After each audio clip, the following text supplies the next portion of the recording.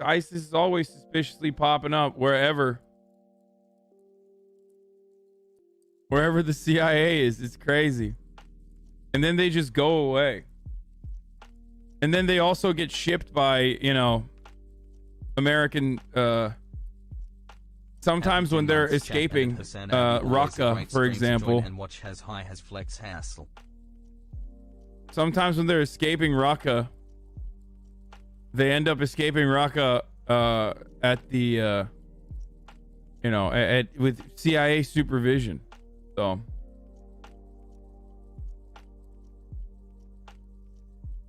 Come on, now that's pure conspiracy law. What I just said about ISIS escaping Raqqa under CIA supervision is literally not a fucking conspiracy. Like, it's a conspiracy in the sense that, like, it's literally it's a conspiracy in the sense that it's like they conspired.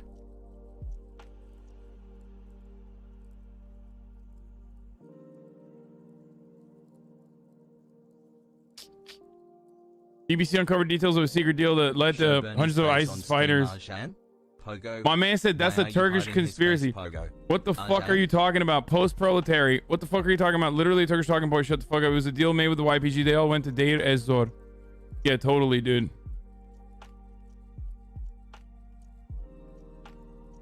No, you're right. That's a Turkish conspiracy. You're right.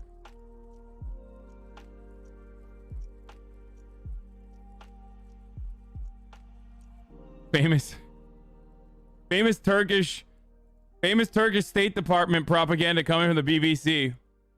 I've learned so much. Thank you. I mean, that's a conspiracy in the sense that, like, they conspired.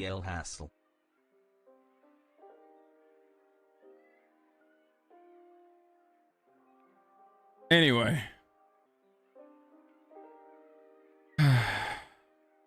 Anyway. And everything is going to hell in a handbasket. Whoa. Turkey is making a deal with the Taliban on who runs the airport after the U.S. leaves. That's not surprising at all.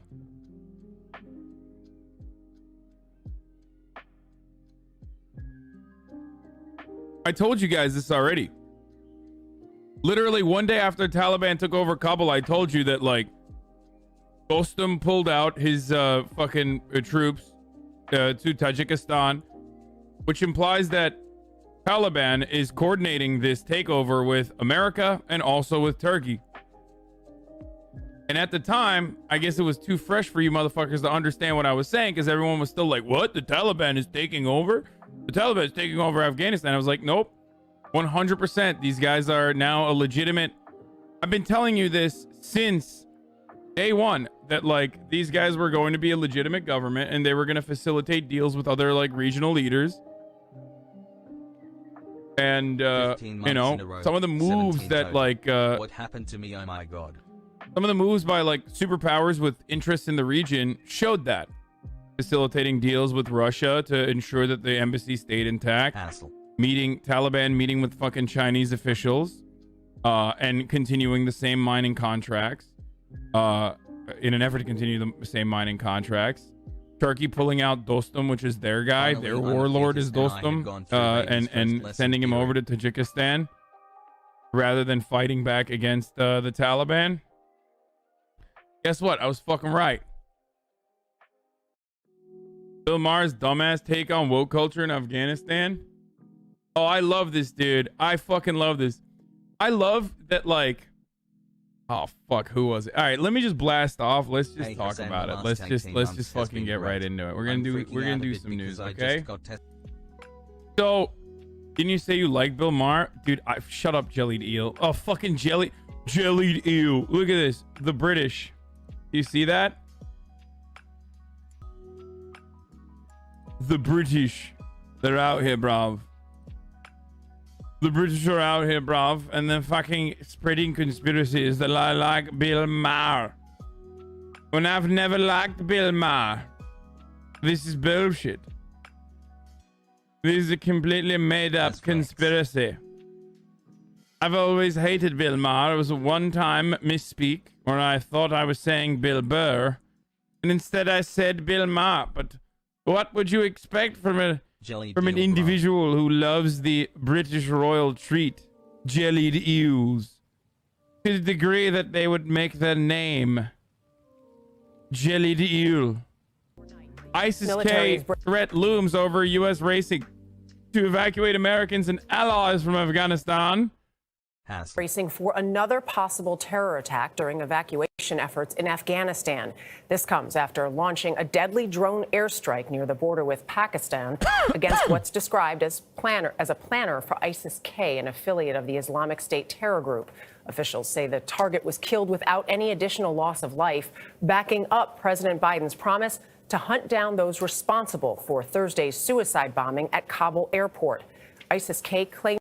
What's wrong with retaliating against ISIS? There's nothing wrong with retaliating against ISIS. I just think that, this bombing was rather strange. What a long, rather strange timing. They knew that it was going to happen. Process all this. It happened. And apparently a bunch of the casualties were also not just caused by the bombing, but because the U.S. military was pushing back and like shooting at everyone in retaliation. According to the BBC, that is. We'll get to that in a second. And I do hope that, this is just a limited strike and they don't just use this as a way to galvanize and bring in additional troops or something. Turn the 8 upside down. It's 8 now. Claimed responsibility for the blast that killed at least 170 people. Sorry, as we know, BBC, the British broadcaster, is clearly doing Turkish propaganda in an effort to vilify America. So, I probably should stop using BBC as a resource, considering how much Turkish propaganda that they're doing. People, including 13 U.S. service members. The U.S. Embassy in Kabul has issued a new warning to American citizens to avoid Kabul airport due to security threats. These motherfuckers look younger than me. They are younger than you. Like, look at the faces of some of these dudes, man. They're like 19, 20, you know what I mean? 22. Less than 3. I'm 30 years old.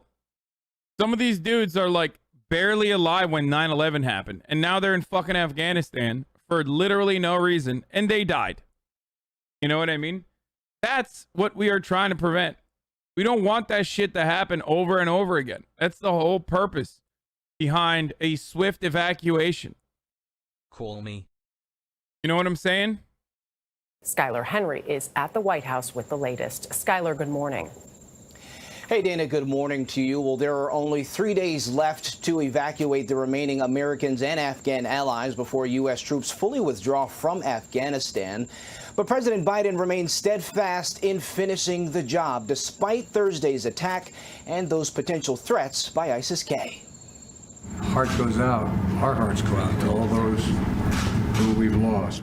In a meeting with Israel's new Prime Minister, Naftali Bennett, on Friday, President Biden said the mission in Afghanistan would continue. The mission there being performed is dangerous, and it's now it's come with a significant loss of American personnel. But it's a worthy mission because they continue to evacuate folks out of that region, out of the airport. The White House confirming around 4,200 more people were evacuated out of Kabul Friday evening. More than 109,000 already out since August 14th.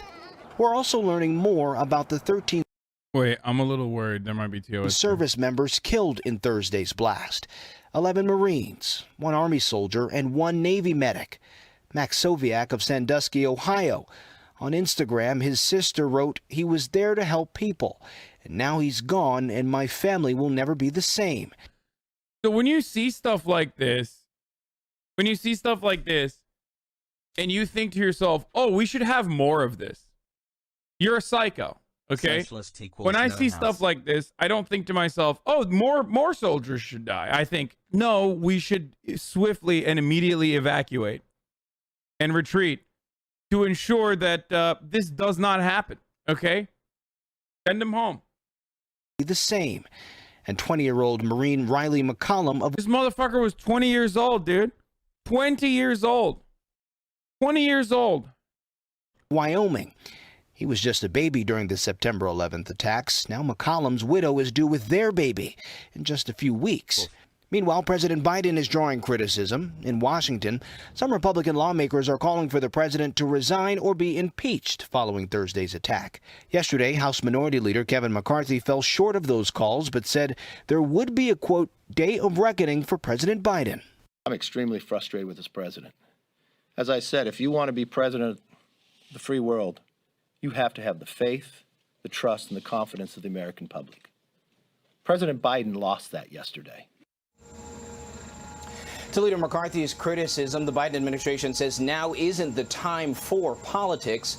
The president's national security team says, quote, in all likelihood, another attack in Kabul is likely and that the next few days will be the most dangerous period to date as U.S. forces look to draw down by that August 31st deadline. Jeff. All right. Yeah, so they did a retaliatory attack because they knew where ISIS-K was hiding, apparently. And they bombed where ISIS-K was in a retaliatory attack. Conducted an over-the-horizon counterterrorism operation against an ISIS-K planner and facilitator. The airstrike occurred in the Nangarhar province of Afghanistan. Window into the mindset of the young army. I'm gonna go up to random people, ask them why they joined the army. Why'd you join the army? Camaros. Why'd you join the army? I hate myself. Why'd you join the army? I don't know. Frost, why'd you join the army? I hate my life. Triple, why'd you join the army? This gourmet food. Gourmet food. Coleman, why'd you join the army? I thought I'd be allowed to eat in peace. Fuck you. Flores, why'd you join the army? Hey, Holmes, why'd you join the army? Why? Yeah. I don't fucking know, bro. Hey, why'd you join the army? Why'd you join the army? I don't know. I wish I did. Hey, why'd you join the army? I don't know, man. I thought that was a good idea at the time, bro. Hey, Bullet, why'd you join the army? Money. Why'd you join the army? I'm retarded. Yeah, they're fucking kids, dude. They're like little kids. They're little babies, dude. It's so fucking sad. And then they join and they get fucked up. And then they're like basically suplexed into the back of their minds like this notion of like military excellence, American imperialism being the righteous cause, and also American exceptionalism. America can do no wrong. And then they come out and they're fucking chuds. You know what I mean? They just like come out and they're fucked up and they're just like massive fucking Republican idiots. You know what I'm saying? Sucks. I can confirm, as more information has come in, that 2 high-profile ISIS targets were killed and 1 was wounded. And we know of 0 civilian casualties. Without specifying any future plans, I will say that we will continue to have the ability to defend ourselves and to leverage over-the-horizon capability to conduct counter-terrorism operations as needed. I was almost. We continue to evacuate American citizens and vulnerable Afghans out of Kabul. In fact, there are approximately 1,400 individuals at the Kabul. The K in ISIS-K signifies like Khorasan as the province that they operate in. Okay. Kabul airport who have been screened and manifested for flights today. As I said yesterday, we have the ability to include evacuees on military airlift out of Afghanistan until the very end. This is a massive military, diplomatic, security, and humanitarian undertaking for the United States. Dude, well, I think he just means the evacuation, but I do love humanitarian bombings. And our allies. And so I'll give you a specific update of the last 24. Yesterday, 32 U.S. military aircraft, 27 C-17s, and 5 C-130s departed with approximately 4,000 personnel. Combined with 34 coalition aircraft departures, an additional 2,800 personnel left Kabul for various intermediate staging bases. 66 flights left out of Kabul yesterday in that 24-hour period with 6,800 evacuees. Today, I can report an updated total evacuation that is more than 117,000, the vast majority of which are Afghans. Of this total number, approximately 5,400 are American citizens.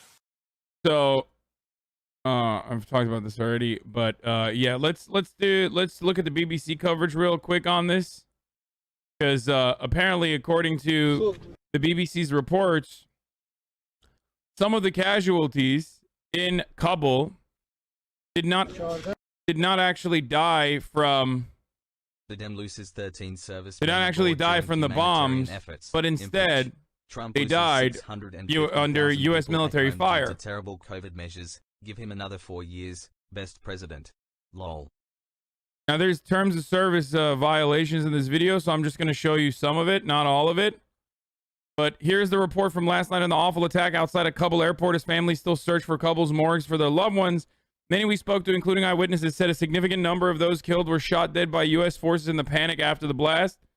No response from the U.S. Secretary of Defense to a question from us about the firing. Biden will personally drone strike you. Should add, 12 U.S. service personnel were also killed in the attack. ISIS-K has an awful history of suicide bombings on soft civilian targets in Kabul.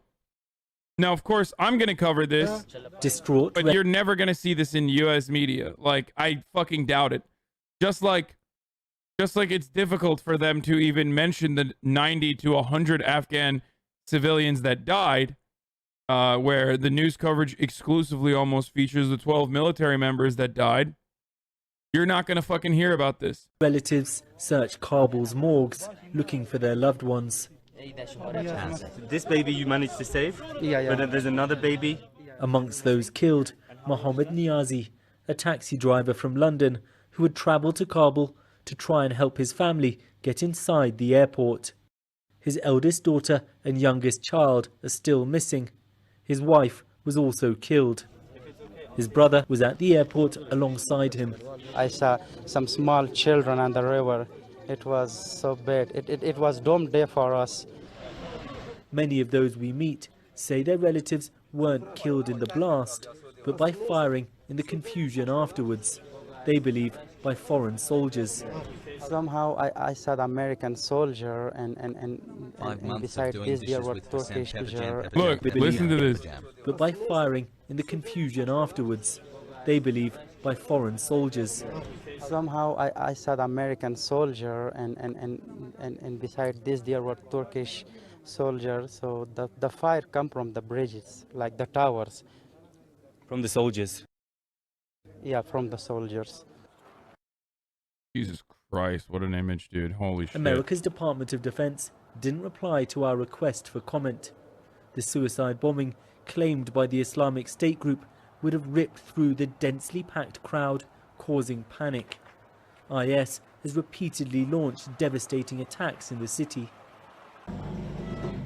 The blast has left 2-year-old Mohammad Reza fighting for his life. This looks set to be one of the deadliest incidents ever in this horrific conflict. So many of the victims, those who had worked with the international community. Noor Mohammed had been employed alongside American forces. The guy has served U.S. Army for years, and the reason he lost his life. He wasn't killed by Taliban, he wasn't killed by ISIS. U.S. Army started shelling. How can you be sure? Because of the bullet. The bullet went inside of his head, next to right here, near to his ear. He doesn't have any injury. These are Noor Mohammed's 8 children. Yup. I don't know where to begin. Like, this is it. You don't look away from this shit, dude. This is the reality, okay? This is what happens. What happened here is exactly is completely aligned with the same energy as the media not talking about the casualties on the Afghan side. Okay? It comes from a place of not having not seeing these people as human beings, but rather collateral damage, just like casualties that are going to happen in war. And that kind of attitude can only manifest after years and years and years of propagandizing against the Afghan citizens, against brown people, against Muslims, tying it back to white supremacist undertones. And only then do you not even bat an eye when, like, you know, more terrorists. American military members in the fog of war are just fucking, you know, ripping into a crowd of civilians, which even includes people that worked side by side with the U.S. Army in Afghanistan. Is the root cause that breeds racism. Okay? That's how it works. It's the exact same kind of energy that that purposely vilifies and dehumanizes these people. That's the reason why you don't hear about this in the news, and you will never hear about it. And that's the only time when you ever bring this shit up. He'd hoped to give them a better life. Instead, this afternoon, they said a final goodbye. Those killed in this awful attack were trying to escape years of violence in Afghanistan. Instead, they became the latest victims in a country torn apart by bloodshed. So, do you think Soviets were saying good things about the Deutsch in the 1940s? This is how armies were? You dehumanize the enemy? Bro, are you fucking stupid? Did you just compare random Afghan citizens to the Nazis with a standing army that were engaging in, like, some of the most violent and horrific actions? You fucking psycho.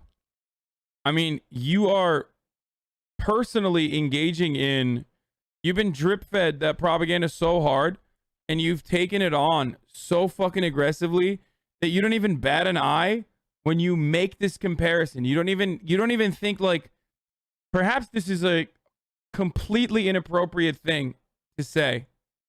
Like, they're not at war, motherfucker. America decided to occupy. America decided to take over the country. They're not at war. There's no standing army. That's hardly something you could consider a war, to be honest. Army Lieutenant General Doug Lute, a former U.S. ambassador to NATO. He joins us now from Arlington, Virginia. Ambassador Lute, good morning to you. It's good to have you. First, I want to get your thoughts on that breaking news on the U.S. drone strike targeting an ISIS-K planner. The U.S. is warning of additional attacks in these final days, but the evacuation mission is still underway. Is there a risk this strike could make the situation even more dangerous for our troops on the ground there? No, actually, I think the strike demonstrates what the president promised, which was the development and execution of an over-the-horizon capability to strike terrorists if they pop up in Afghanistan. And striking just in the wake of the current attack, or the tragic attack at Kabul Air Base, I think actually suppresses the ISIS capability and causes them to actually seek cover. It's fucking bullshit, dude. I'm gonna be honest with you. It is. It's nothing. It's just to, like, shut Americans the fuck up back home because they're so horny and so desperate for bloodshed. That's all this is. You think those motherfuckers are still operating out of known locations? There's a reason why, like, you know, apparently they have 4,000 members. I don't know if I believe that. But according to reports, they have 4,000 members and 2 people died and 1 injured.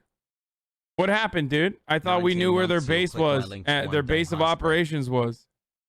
All you did was blow up. I mean, I don't know if they fucking blew up actual villagers or not. I don't know if the dudes were, like, legit ISIS, but that kind of stuff, that kind of, like, retaliatory strike is not necessarily done to, like, you know, disrupt ISIS base of operations or anything like that. It's just to do a show of force so that the American media that's, like, horny for fucking war and bloodshed will shut the fuck up for a brief moment. Okay? That's all that is doing. It's like $250,000 minimum of payload for what? 2 fucking dudes? I don't know. Hey, at least they got their headline, though. So, I don't know. Let's keep going. Lie low, if you will, and probably has a good effect in terms of security around the airport. I'm sure many people are hoping you are correct on that. I do want to talk about this volunteer group of American veterans. They've been working unofficially to get at-risk Afghan elite forces and their families out of the country. Details of the mission truly extraordinary. There will be books, documentaries, and things that come out telling this story. But why did it come to this? And what does it say that these veterans feel compelled to act on their own without the help of the U.S. government? Well, I think, first of all, it shows the very close, tight, dedicated personal connection, interpersonal connection between American soldiers, American diplomats, and the Afghans who have worked so closely with us with such dedication. Yeah, you know, close and personal connections, like, you know, potentially shooting some of the people down there because you were worried and it was a chaotic scene, you know, that kind of close and personal connection Over the years.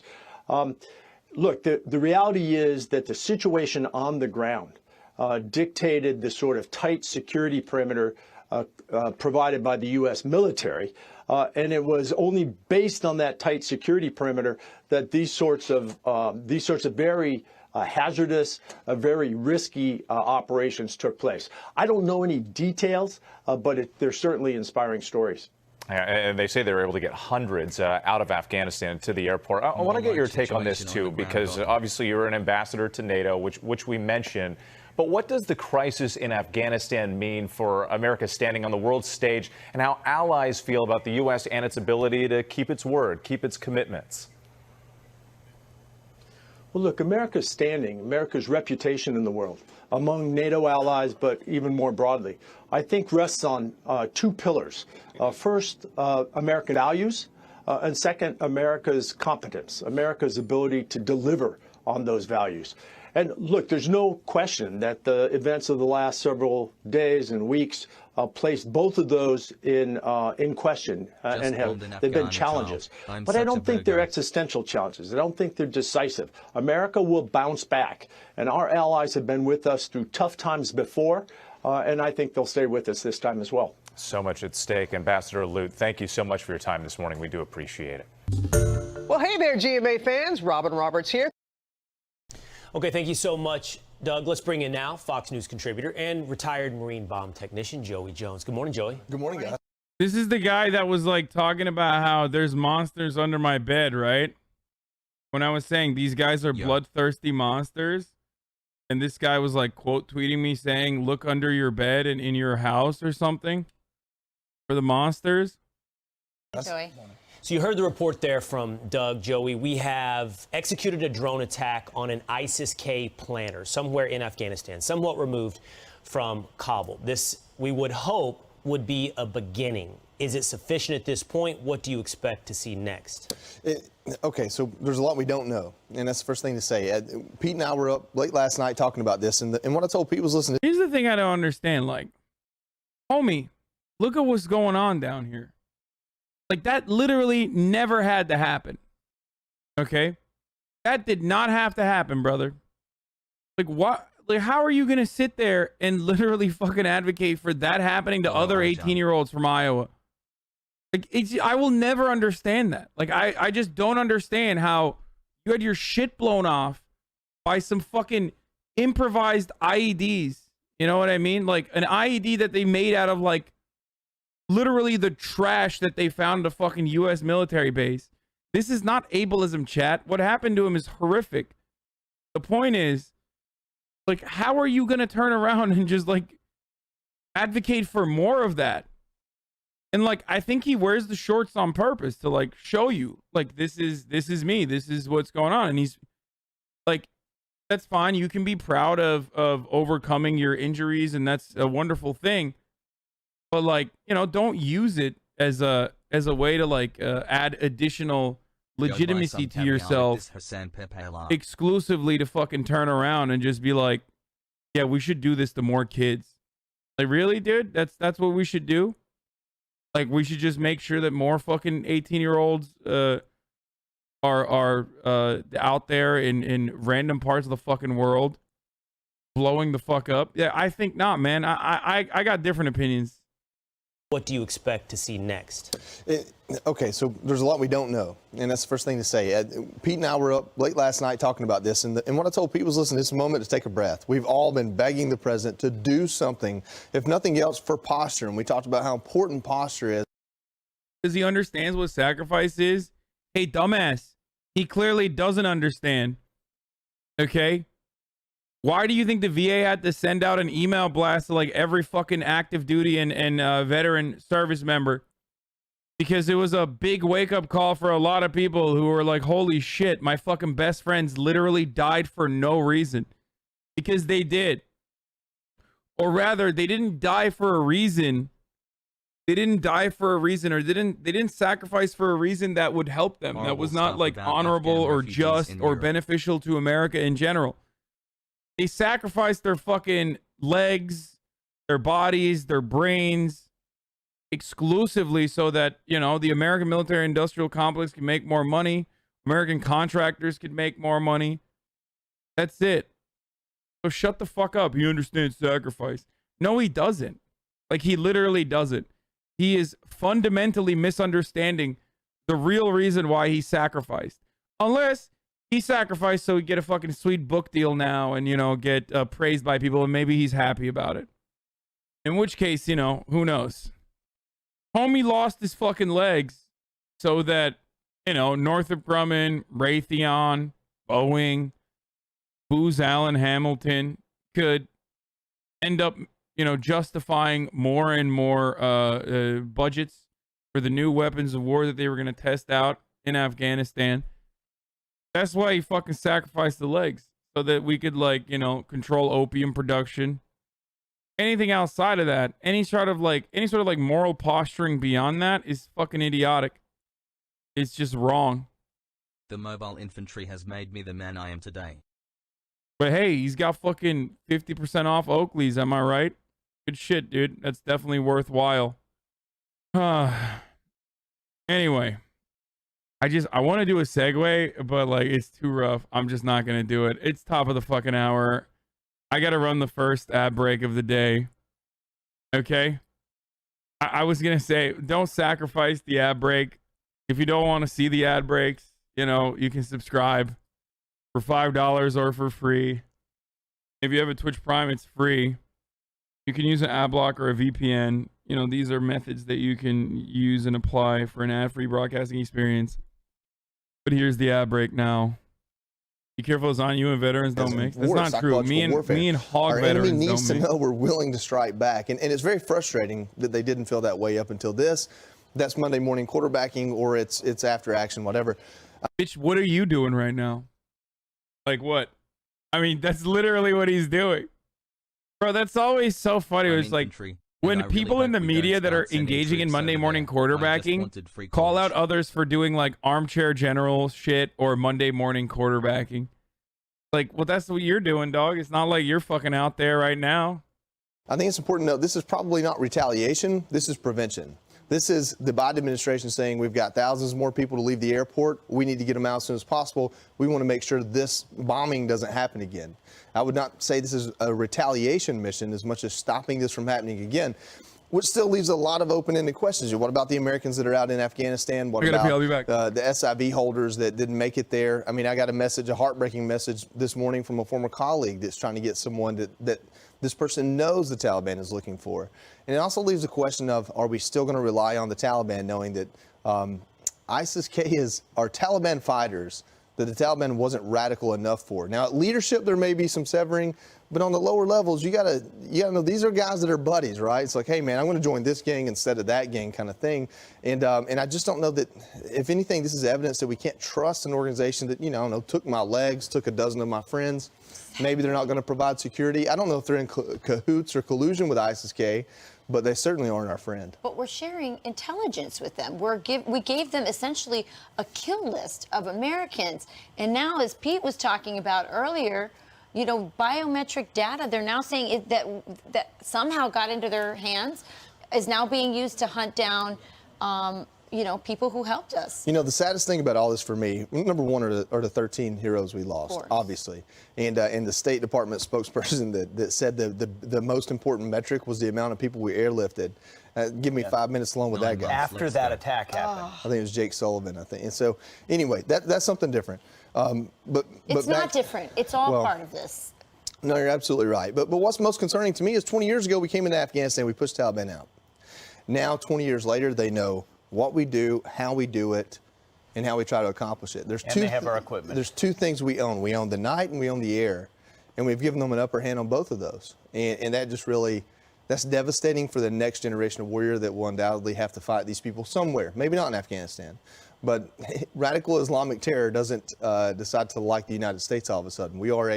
We're the ultimate enemy. We're the infidel. We're the reason why they can't accomplish their mission. And that's not going to change. If we're over the horizon in several other countries, then they're going to hate us just as much everywhere else. You mentioned the Taliban and ISIS-K. Well, our own Jennifer Griffin asked John Kirby that question. If they're at odds, why were they released by the Taliban from our base in Bagram? Take a listen to this. Many ISIS-K prisoners. Yeah, why were they released, dude? That's so strange.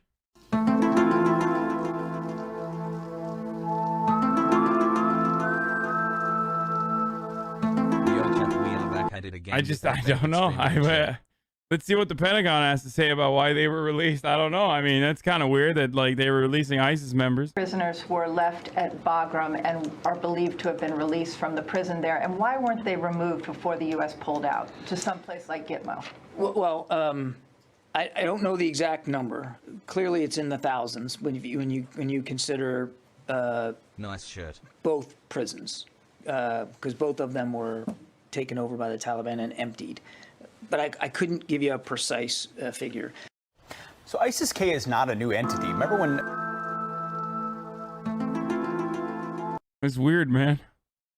Dude, by the way, the Pentagon press pool is so insane. Like, the lady straight up is like, yo, why don't we just fucking, drop ship some of these ISIS motherfuckers into Gitmo? Like, into our little prison island that we have off the coast of fucking, the United States in Cuba. Like, that's such a wild take. Like, dude, how the fuck do we ever think that we're the good guys, dude? Like, that sentence in and of itself is such a psychotic sentence. Hey, shouldn't we airdrop the terror cell members that we created? Okay? We functionally created. Shouldn't we airdrop them into our Cuban island prison? Like, I don't understand. Why aren't we fucking drop shipping them into our Cuban island prison? Like, what the fuck? Like, look at how normal that sentiment is, dude. Both prisons, because both of them were taken over by the Taliban and emptied. Dropped that Moab in Afghanistan. That was on 90 ISIS-K fighters in a cave. And we also, they had been on such an offensive... Yeah, the Moab, mother of all bombs, on a cave that killed 90 people, dude. What a fucking profound success. Yet another example of, like, the war in Afghanistan and the war on terror being just an expensive fucking endeavor for our military-industrial complex. The mother of all bombs, the Moab, is how much is it? It's like $2 million, right? $2 million. Sorry. The total program cost $314 million. They made 20 bombs, and each individual air blast, or each individual bomb, cost $16 million. Wow, dude. We killed 90 ISIS guys in a fucking cave, dude. My estimations are wildly off today. Arjan, you have 2 yield. Wow, dude. Each individual ISIS guy that we fucking killed, $144,444. Just the bomb on its own. Awesome. Against ISIS-K, that thousands of them were locked up.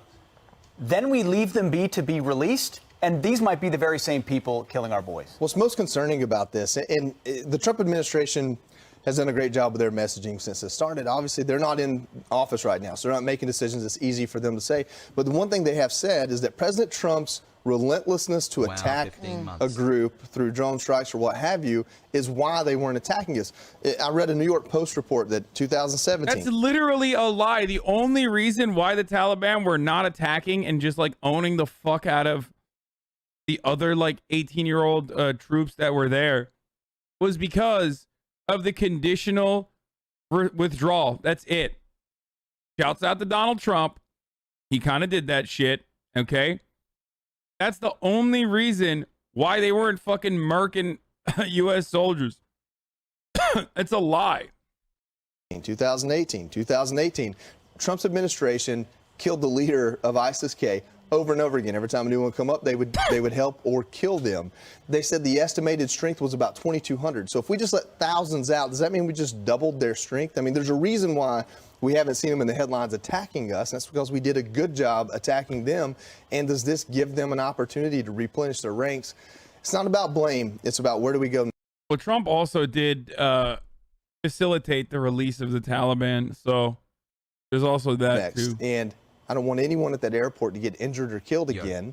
And I just hope that President Biden understands these types of actions are necessary because that's the language that our enemy speaks. And I know they're not afraid to die, but they're also calculated. They're not going to just give themselves up either. And so if this does anything to push them back long enough to get our people out, I don't think the Biden administration is going to do anything to go get people in Kabul until they get everyone out of that airport and do something afterwards. So if that's the case, if that's their decision, I want the people that are at that airport to not be attacked again. Joey, I'm a mom. I'm not a military expert. I've said this before on the show, but I'm. Wait, what? You're not a military expert? Okay, shut the fuck up, I guess, then. I'm a mom. I'm not a military expert. Oh, shit. Damn, dude. Shocked to find out that none of these people are military experts, and neither am I, by the way. But you know, the difference is that I do bring on experts. I'm thinking, okay, you left them in the prison in back. Dude, moms are so wild. Like, someone fucking cream pied me, so I'm gonna talk about this issue right now. Okay, someone cream pied me, which means my kid does not need to wear a mask. Like, all right, dude, got it. I'm a mom, which means I get to make medical decisions. Bagram Airport, you shut off the lights and left them there. The Taliban comes in. Someone needs to describe to me what's going on in this dude's head right now. And releases them. Wouldn't that be the perfect moment to drone those guys? And there were a lot of perfect moments to be on the offensive to take out some of our enemy. I think the decision was made probably even a few years ago on how we were going to leave, as far as if we were going to attack the Taliban or how we were going to do that. I don't know if the decision was made that, hey, let's replenish our stock. I don't know that that was ever part of the plan. That was very much a reactionary thing, right? And leaving Bagram was inexplicable, if you ask me, especially the way we did it. That when we left Bagram over a month ago, I believe, what we did, we didn't just weaken the Afghan National Security Force, we telegraphed to our enemies how weak they were. So if you want to know why the Afghan National Security Force fell so quickly, maybe it's because when we left. Maybe it's because we literally did not, one, ever care about beefing up the Afghan security forces, demonstrated by the Pentagon Papers, or two, did not bring in our own puppet government that we had installed that was already incredibly fucking corrupt to the table to even bargain with the Taliban. That's how little we gave a shit about their, government. Maybe those are the two main reasons why, like, the dudes were like, why the fuck would we fight when America's not, like, even on our side on this? Left Bagram and they didn't have lights on anymore. That empowered our enemies and that bolstered our enemies. That gave them the motivation and the confidence to go in 3 days and take over Kabul. And I think that any military leader that isn't looking at this and at least trying to learn from it, because I don't know that anyone cares about accountability anymore, they're just going to put us right back in a bad situation. Just really quickly, it was a small comment you made. Last week, we sat on this couch and we worried about the imminent inflection point that those gates represented. Of course, 1 week later, we saw it come to reality.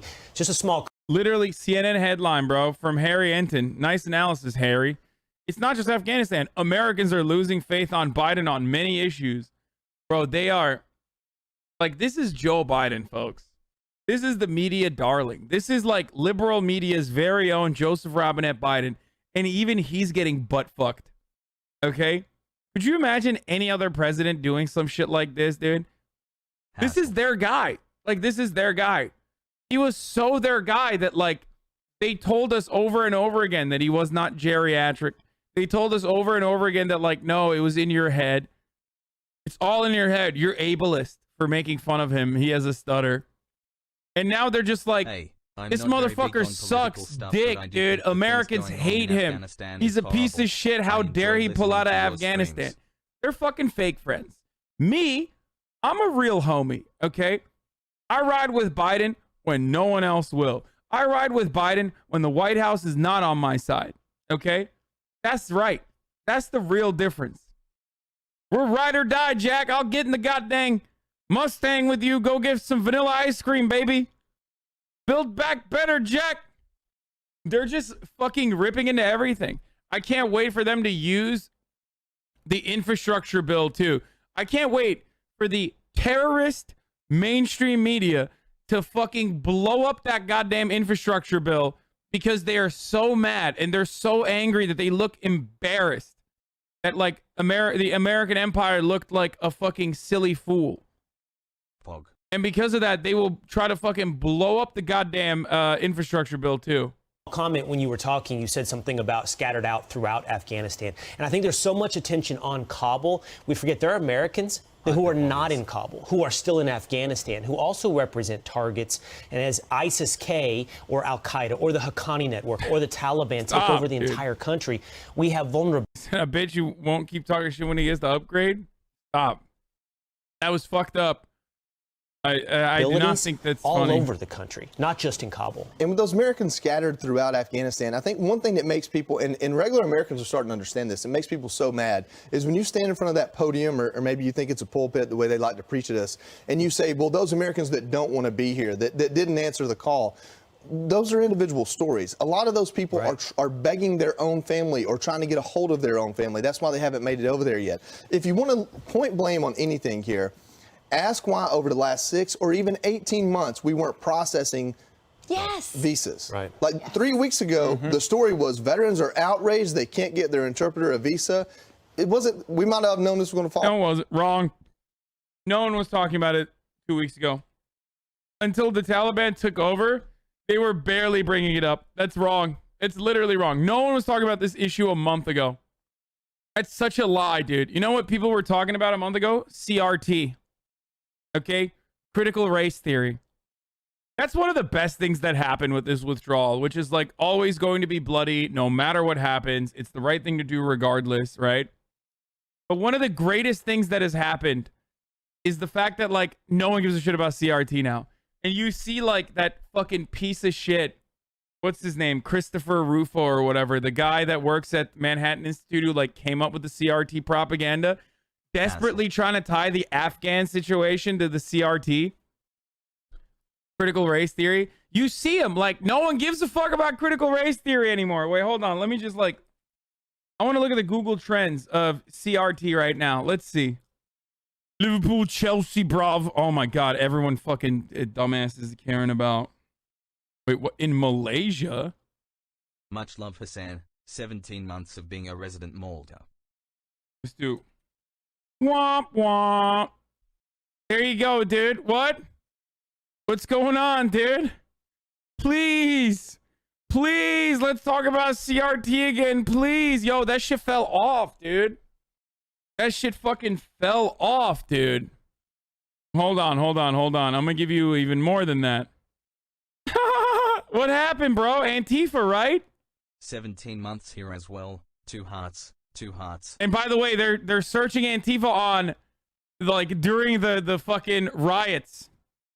Let's look at Antifa over the past 5 years, actually. Generic TTS comment. Wow. What? That's so surprising, dude. What is that, dude? What? Antifa fell off, too.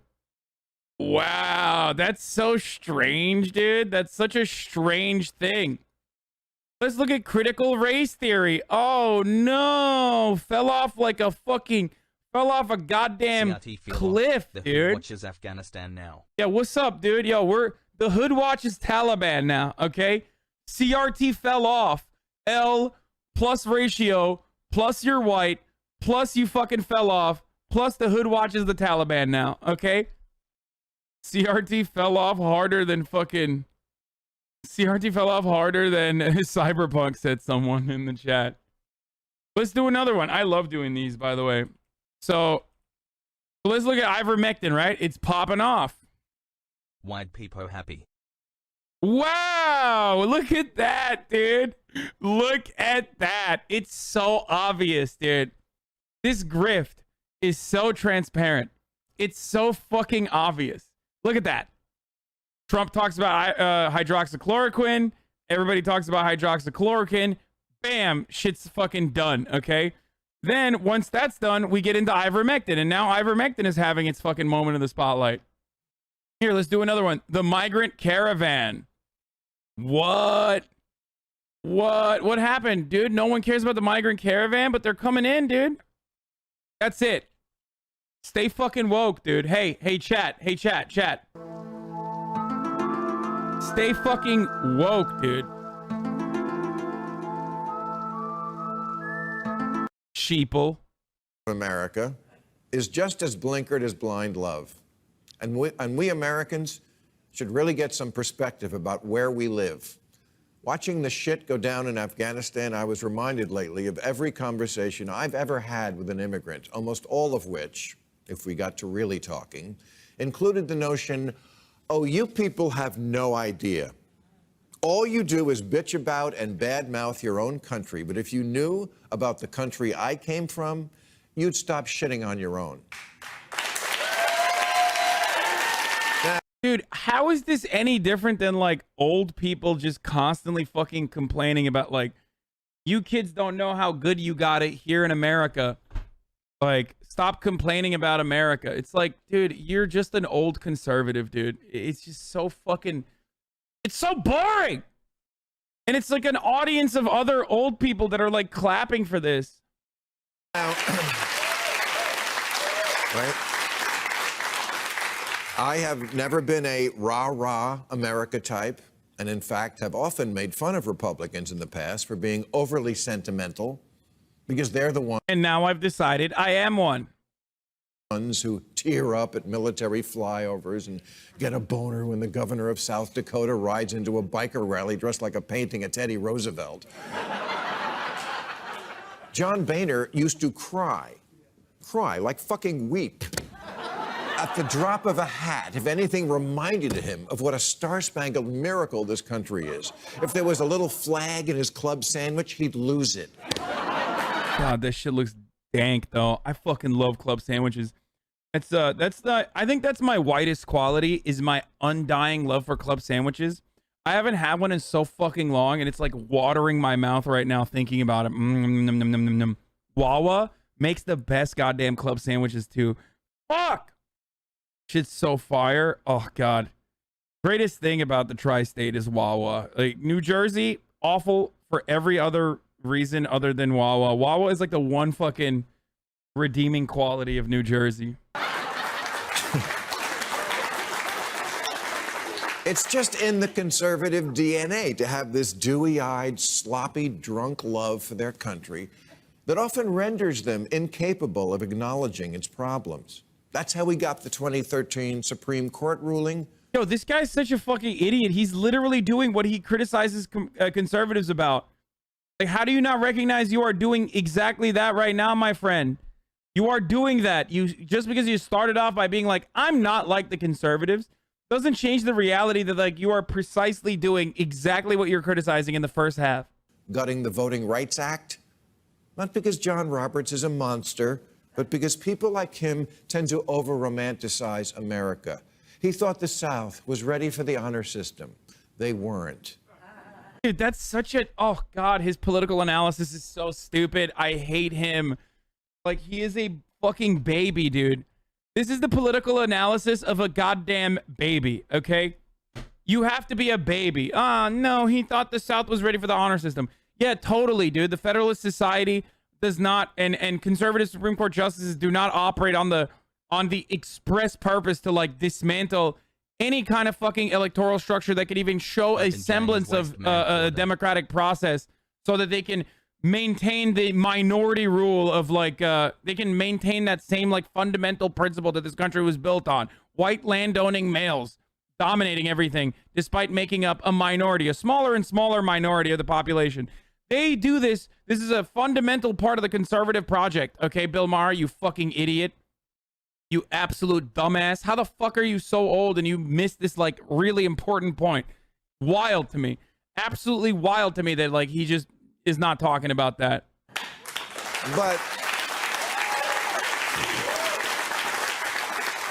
But liberals, as usual in this era, have now gone too far in the other direction. They under-romanticize America. They have no perspective. Last week, the Taliban murdered a comedian. His name is Nazar Mohammed, and he made up funny songs on TikTok. They forced him into a car, tortured, and then executed him. A comedian.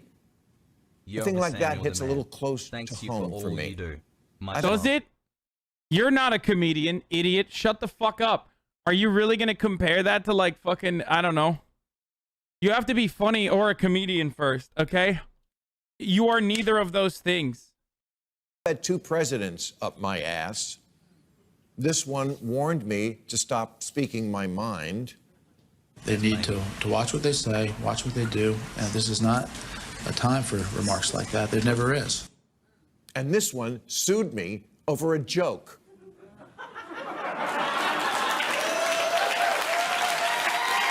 Dude, he's oh man, what a hero, dude. You're such a fucking hero, dog.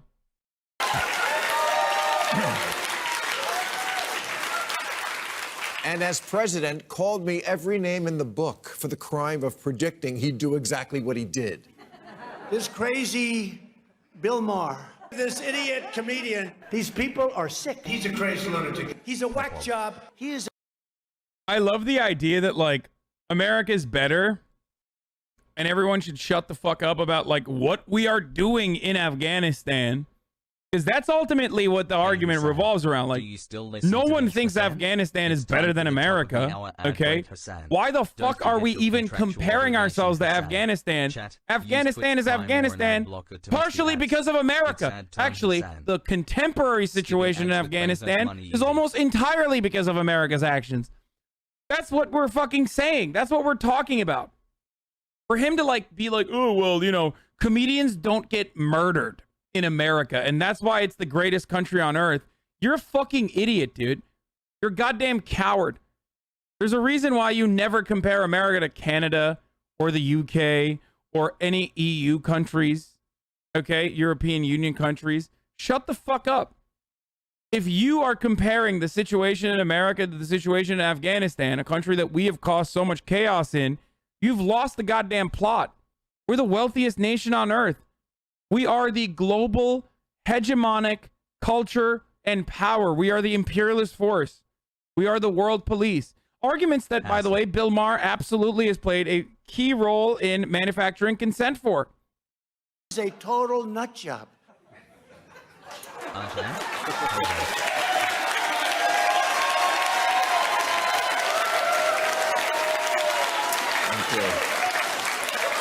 Yeah, I mean, neither experience was pleasant.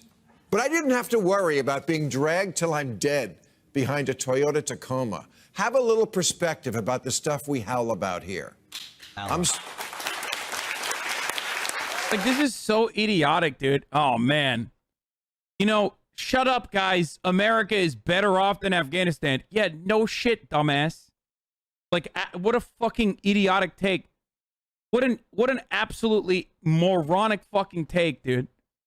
So brave, so bold. How is this any different than like the dumbasses in my audience that are like, if you hate America so much, why don't you go back to Turkey? Huh? Fucking own, baby. And then they fucking click. They just click off after that. They're like, haha, did my slam dunk for the day, Martha. You see that? Fucking owned him. Yep, that's right. That goddamn lip tart day ruined. Hey, of course, it's not always conservatives. There's other people that have said that too, but whatever. I'm sorry your professor said something you didn't like. That won't be a problem with the Taliban because you're not allowed to go to school. Can't you do the exact same argument that Bill Maher has literally trafficked for the rest of his career now that he's done just like exclusively talking about how Muslims are baboons or whatever? Bill Maher has built a career for himself now exclusively crying about cancel culture, okay? Professors are being canceled on college campuses. It's like, hey, how about you fucking, how about you shut the fuck up? Because at least you're not being dragged behind a goddamn pickup truck. How about that, dude? You know what I mean? Hey, what's up, dude? Hey, comedians in Afghanistan are being kidnapped and fucking murdered. Okay, which, by the way, I don't even know what the veracity of that story is. Let's be real. So can't you just flip the argument on its head where it's like you're crying about cancel culture? Meanwhile, motherfuckers are getting kidnapped and murdered. What's up with that, dude? How about you shut the fuck up? In Saudi Arabia, grown women can be jailed for doing the kind of things we think of as routine without the permission of a male guardian. China rounds you up if you're the wrong religion and puts you in camps. Yeah, what religion is that? What religion is that, Bill? When America does it, it's awesome. When China does it, oh, not good. Dude, literally, dude. Hey, dude. Okay, hold on. I mean, dude. Look at this. Look at this shit, okay? Listen, when China does it, I'm going to use it as a talking point, okay, baby? But when America does it, then it's fucking awesome. Do you understand? Like, literally, dude, look at this, dude. I mean, come on, bro. Fuck. More children in Burkina Faso work than are in school. Only 5% of Burundians have electricity. The homicide rate in Honduras is 8 times what it is here. The inflation rate in Venezuela is 2,719%. The Philippines, in the last 5 years, has put to death 27,000 low-level drug dealers. My old job. Rodrigo Duterte's drug war has killed thousands. I wonder whose ally this guy is. I wonder if there's like a, I don't know, group of individuals that are fucking out there that are just, if there's like a country that's like backing them or something. I don't know. Be crazy. In North Korea, people starve to death. The only people who starve here are doing it for a role. What? Bro, that's insane, dude. That's literally not even fucking true, dude. Dude, he is just like, this is the worst fucking American exceptionalist garbage propaganda I've ever fucking seen. We have a massive opioid epidemic. We have a massive homelessness problem. We have a massive food insecurity problem. In the wealthiest nation on earth. Have some fucking perspective, you privileged fuck. Holy shit, dude. That is absolutely, this is just like a rapid fire of some of the worst American exceptionalist propaganda I've ever fucking seen. Deranged.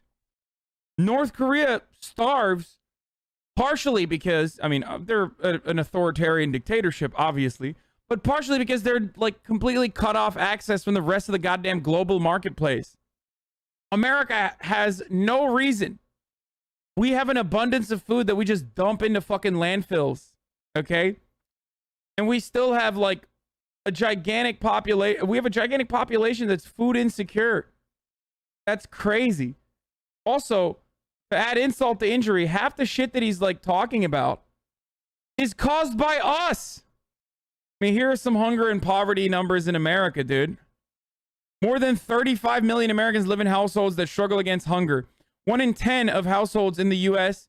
experience food insecurity. 10% of households. Households in rural areas are experiencing considerably deeper struggles with hunger compared to those in metro areas with higher rates of food insecurity overall. 1 in 8 households with children cannot buy enough food for their families.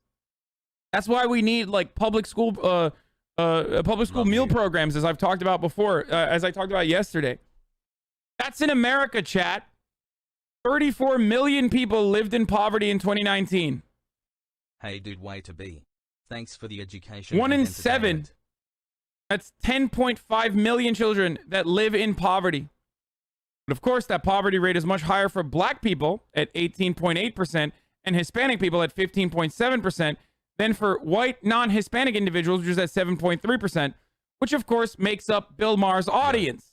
So they are so far removed from seeing the consequences beyond just like homeless people in the streets that they probably fucking walk past and, you know, would love if the government just fucking cleared them out with like, you know, street sweepers.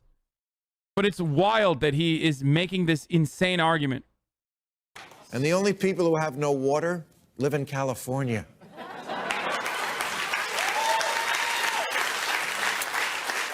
If you think America is irredeemable, turn on the news or get a passport and a ticket on one of those sketchy airlines that puts its web address on the plane. There's a reason Afghan mothers are handing their babies to us. Dude, why is Afghanistan that way, motherfucker? We did that. We did that, you fucking idiot. Look at that image.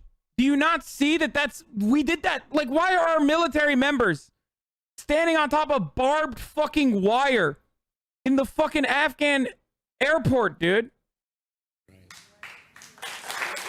And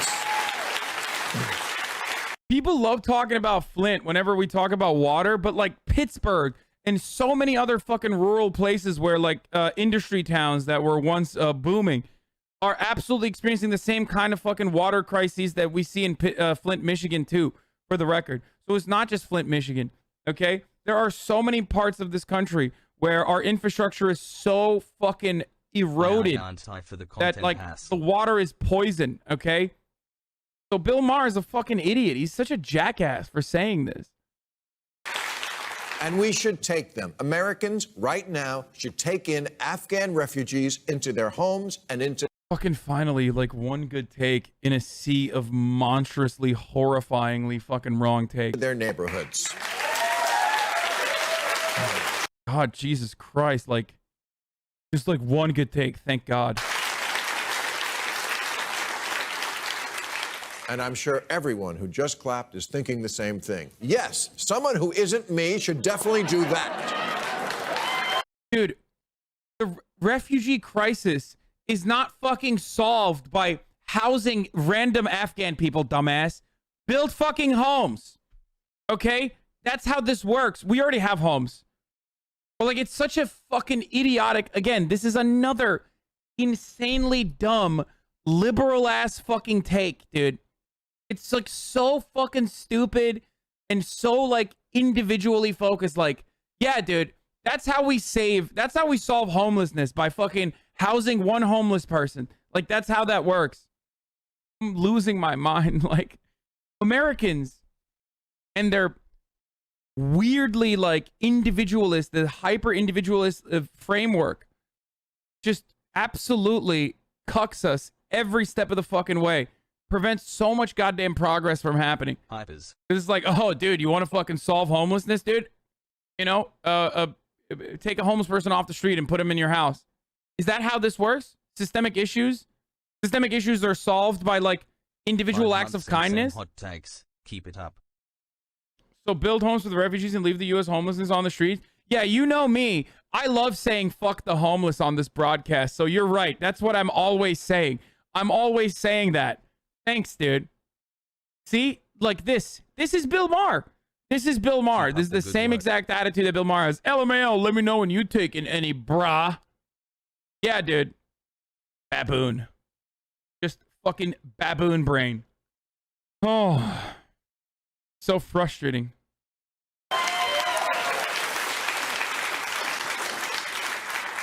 But that doesn't make us the bad guys. We're not the bad guys. Oppression is what we were trying to stop in Afghanistan. We failed, but any immigrant will tell you we've largely succeeded here, and yet the overriding thrust of current woke ideology is that America is rotten to the core, irredeemably racist from the moment it was founded, and so oppressive, sexist, and homophobic we can't find a host for the Oscars or Jeopardy. Okay, I'm done. I'm done. If the manifestation of marginalization stops at like, who's gonna host the Oscars, then you're a fucking idiot. Nice like, house, this is TG. not... Dude, we have a homelessness crisis that still persists as like a youth homelessness crisis that is in many ways shaped by the homophobia and transphobia that many parents still fucking experience, okay? Many parents still have. Shut the fuck up. These are like issues that intertwine. It's not... The buck doesn't start and stop at like, who gets to host the Oscars? This is just a bunch of privileged fucking morons going back and forth over and over again, jerking off about media-related issues, and a bunch of other like mid-level marketing managers that are constantly fucking harping on the exact same issues. It's so annoying. And you see it all the time. You see it in like fucking, even Glenn Greenwald does this shit. Whenever they talk about like another college professor was fired from their job, or, you know, Barry Weiss is a victim of cancel culture. It's like, no, dude, no, she's not. Like, no, these are issues that literally impact like 11 people, but all 11 of those people happen to be in the media. So that's all we fucking hear about.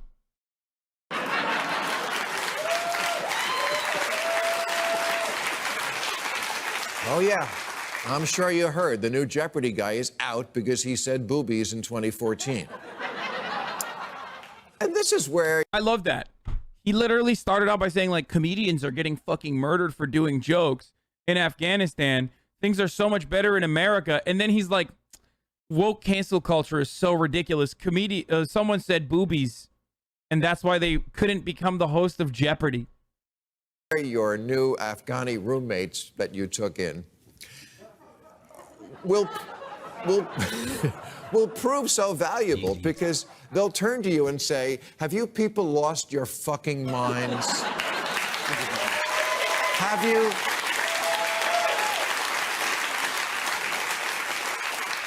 Have you ever heard of honor killings, public beheadings, throwing gay men off of roofs, arranged marriages? Those two takes are only consistent if you're a fucking idiot, chatter. You could literally flip that argument on its head and be like, comedians are getting murdered in Afghanistan. You're really going to sit here and complain about fucking cancel culture? That's the point. It's an idiotic argument to make. There's honor killings happening in Afghanistan. You're going to sit here and be like, this person can't host Jeopardy? It's the worst thing that's ever happened. As a matter of fact, that's actually a better argument than like whatever the fuck Bill is trying to make here, which is have some sense of perspective. Things in Afghanistan are fucking terrible. So why are you crying about a comedian saying boobies? America's not homophobic. Yeah, I mean, this is just straight up conservatism. He is just a conservative motherfucker now, and all he does is just be a smug conservative asshole. To minors, state-sanctioned wife beating, female genital mutilation, marriage by capture, because we have. What's the lesson of Afghanistan? Maybe it's that everyone from the giant dorm room bitch session that is the internet should take a good look at what real oppression looks like. Yes. Caused by the American imperialist endless war narrative that you yourself partook in as a prominent media figure, where you were so oppressed by the Bush administration that you routinely fucking marketed the war in a justifiable capacity. Shut the fuck up, dude. This guy literally played a role, a fundamental role in like Islamophobia that played a role in justifying our endless war on terror. Ask your maid. Ask your Uber driver. Ask the Asian woman giving you a massage. That's a self-report. She'll tell you this place is Shangri-La, and not just because she works in a place called Shangri-La.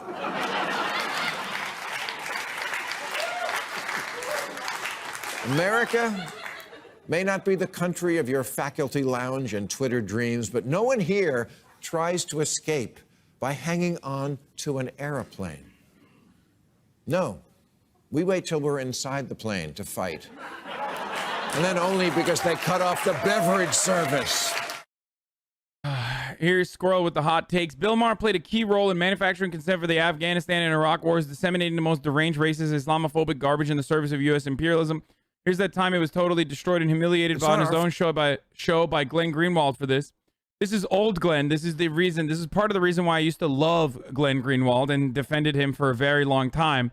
But you will understand where that's coming from. What came out? We didn't go into Egypt. Watch. Well, we wound up with the Muslim Brotherhood. We didn't go into Egypt. We were supporting and propping up Mubarak for 30 years, even as we were cheering for all the Tahrir Square demonstrators as though we were on their side. It was our government that kept Mubarak in power, just like we've done across the entire Muslim world. And it's amazing for you to say that, well, look at all these Muslims. The minute you give them a little bit of freedom, they go wild and they start being all violent. How can you be a citizen of the United States, the country that has generated more violence and militarism in the world over the last 5 or 6 decades, and say, look at those people over there, they are incredibly violent? We play a significant role in what has been happening in the Middle East because we've been interfering and dominating that region in order to have access to the oil. I wasn't talking about violence. I was talking about theocracy. That doesn't happen here. No, well, okay, that doesn't happen here, but at the same time, Iran isn't invading lots of other countries and occupying them for a decade, nor are fundamentalist Muslim countries the way the United States is. So these things are interlinked because we are continuously interfering in that part of the world. And so to say... Really, it's all our fault? It's not all our fault, but when you send your military for 6 straight decades into other countries to bomb them, kill their children and women and innocent men, prop up dictators, yeah, you take responsibility for your actions and say, to the extent that that region... That religion goes back 1,000 years before our revolution, so I don't think we can take all the blame. I don't think we should. I think we should take a lot of it. And there's lots of bodies and... Yeah, motherfucker, it's called the Islamic Golden Age, dude. Okay? When the Angloids were fucking dying because they didn't know how to wipe their asses, the Islamic world was fucking literally advancing medicine and arithmetic. So shut the fuck up. Nah, that religion goes back 1,000 years. When you're so fucking horny to like literally shit on everything that is Islam, that you lose a sense of perspective and just throw out literally ahistorical garbage, dude. Shut the fuck up, Bill Maher, you dumb fuck. Corpses that have been piled up in the name of Christianity and Judaism as well. Not recently.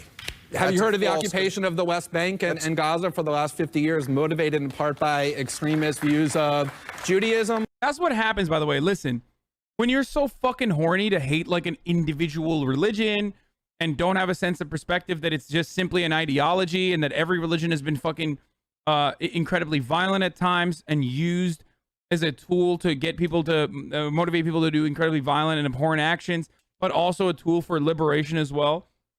Like, if you lose sight of that and you get so fucking horny that you're just like, oh yeah, Muslims, like, they're fucking rabid, they're dogs, Islam is a horrible ideology, it's so much different than every other religion, like, you're gonna get dunked on. You're gonna look like a fucking idiot when there is a person who is knowledgeable on the matter. Of course, I'm sure Glenn Greenwald would, if he was ever invited back to Bill Maher's show, they would probably have a lot of agreements now about how cancel culture is the worst thing that's ever happened, or whatever the fuck. Have you heard of the occupation of the West Bank and Gaza for the last 50 years, motivated in part by extremist views of Judaism, or the wars in Europe, or the fact that there were generals in the United States saying we have to go and invade and destroy Iraq, a country of 26 million people, because our God is bigger? Lots of religions, not just Islam, produce violence. Well, if I could just make one quick point about Egypt. That silly liberal view that all religions are alike because it makes you feel good. No, it makes you feel good to say our side is better than people over there are primitive and violent. No, it makes you feel good to put a crown on your head and say, I'm a good person. How do I prove that? You get to ignore the responsibility that your own government has for the violence and instability in the world by saying, look, it's that primitive religion over there that's to blame. All right. Oh, fuck, man. God damn it, dude. Where is that Glenn Greenwald, bro? Where the fuck? Now he's like, deep state. Donald Trump was against the deep state. What happened? What the fuck happened to that guy, dude? The fuck happened? Makes me so goddamn sad. Just absolutely popped the fuck off. Just literally took his cock out and just fucking slammed it on the goddamn table. If you have discussed it yet. I haven't seen anything on YouTube re-uploaded, but what's going on with Hurricane Ida? Makes me so sad. People who say he's shilling for more money fundamentally misunderstand Glenn Greenwald's position. He is already so insanely wealthy, dude. Are you kidding me? He had a billionaire backer. Omidyar is one of those billionaires that's like the closest we can get to like a benevolent billionaire that literally set up an entire journalism operation that was going to lose money regardless around a couple incredible fucking reporters at the time. Glenn Greenwald was one of them. Jeremy Scahill is another one. He shit on TYT. Stop lying. What? I don't give a fuck about him shitting on TYT. I shit on TYT from time to time. Shut the fuck up, bitch. Naomi Klein. And now, like, he had, like, dude, he made a fuckload of money at The Intercept, dude. He made, like, $500,000 a year or some shit. That was his, like, salary. So shut the fuck up if you're like, he wanted to make that Substack money. No, I personally think he, like, got radicalized by anti-SJW shit in, like, the circles that he was in. Liberals of the Sam Harris and Bill Maher variety performed their role as ideologists of the imperialist project by disseminating racist Islamophobia so as to dehumanize and legitimize the millions killed by empire, yet Maher remains a liberal darling. Well, Sam Harris would remain a liberal darling too. He's not seen as one because no one cares. He's an irrelevant fucking podcast New guy. rule, if converting to Islam is all it takes to get the terrorists off our backs, then all I have to say is... Islam is the motherlode of bad ideas. It comes from a hate-filled holy book, the Quran, the most popular name in the United... Look at Zach Galifianakis. He's like... Dude. In the United Kingdom, Great Britain, this was in the news this week, for babies this year was Muhammad. Am I a racist to feel I'm alarmed by that? Because... Yes! Yes! Literally, yes! Yes! You're so close to the truth, you fucking idiot! Yes, the answer is yes. It's a fucking name, you dumb idiot. Yes, you are so racist, dude. That's incredibly fucking racist. I am. When that stuff is in your head. Oh, he says, and then I am, yeah. Alarmed by that because I am. When that stuff is in your head, it just gives you this neurological disorder. Talk to women who've ever dated an Arab man. The reviews are not good. If Muslim men could get laid more, we wouldn't have this problem. They're violent because they threaten us, and they are threatening. They bring that desert stuff. It's a culture. Bro, it's just like, he literally is just like, it's just being openly and transparent. Dude, this stuff is what I grew up with, okay? And when I first came to America, Turkish dude, Muslim boy, like, I saw this, like, when I would come to America in the summers, like, this is just so normal. In the post 9/11 era, this was just the most normal thing. Like, people would just be like, yeah, you know, they're sand N-words. Like, I don't understand. Like, we need to bomb them all to hell. It's changed a little bit. But remember, like, this is Bill Maher. Like, he's a liberal. He's supposedly the tolerant liberal guy, okay? But even, like, the most tolerant liberal guy straight up would say this shit. And by the way, if you're saying he's worse than conservatives, no, motherfucker. Conservatives were saying way worse shit than Bill Maher at the time, okay? But the difference is, or not the difference rather, but like similarities are there because the ultimate goals were aligned, which is advance America's imperialist agenda. That's it. And a big part of that comes from dehumanizing all Muslims as like primitive individuals that aren't real humans. That's exactly how the slave trade operated. That's exactly how the Holocaust worked for the Völkisch Germans at the time. And that's exactly how we continue to bring so much death and destruction to different parts of the world while we actively dehumanize them.